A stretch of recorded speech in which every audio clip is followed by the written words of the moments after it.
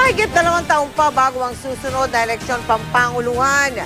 Ay bali-balita na tungkol sa umunoy tambalan ni na Vice President Jejomar Binay at Batangas Governor Vilma Santos o yung tambalang NAIV.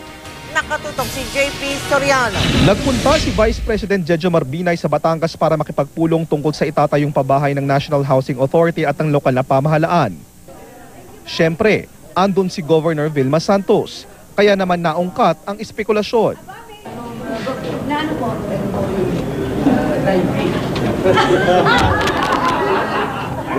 Ayon sa mga ulat, ang NAIV ay pinagsamang pangalan ni Binay at Vilma, hudyat daw ng kanilang tambalan sa darating na 2016 elections. Pero tinawanan lang ito ni Binay at Vilma. Ang housing projects daw dito sa Batangas ang pakay nila. May pala naman kami, pinunta ko dito pagtrabaho, hindi naman katunayan, nag-umpisa at natapos yung pagpupulong, hindi naman na nasagian man lamang yung isyong Binay Vilma. With all honesty, itong meeting is nothing political, and if you will ask me about 2016, I am not even entertaining it yet at this point in time. Batangas muna. Dati nang sinabi ni Vice President Binay na may plano siyang tumakbo sa pagkapangulo sa 2016 sa ilalim ng United Nationalist Alliance. Si Governor V na nasa ilalim ng Liberal Party ng Pangulong Aquino, tahimik kung tungkol sa 2016 ang usapan. Pero believe daw si Binay sa performance ni Santos sa Batangas. Tiyak daw na magiging mahusay na leader ng bansa kung sakali.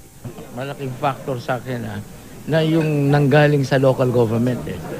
Iba na yung nanggaling sa local government. Kahit na sa Amerika, ito may mga successful presidents doon, mga naging governor ng mga states.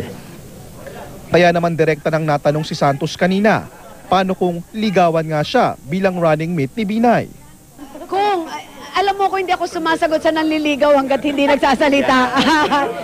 Masasagot lang ako, nililigawan ako niyan pag nanligaw na. Pero hanggat hindi nanliligaw, basta dyan, baka ako mapahiya.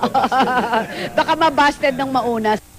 Ito na ang huling termino bilang Batangas Governor ni Vilma Santos. At bagaman kapwa itinanggi ni na Santos at Binay ang posible nilang tambalan sa 2016, hindi naman daw nila sinasabing imposible itong mangyari. Lalo pat ika nga sa ating politika, wala naman talagang permanenteng magkakampi.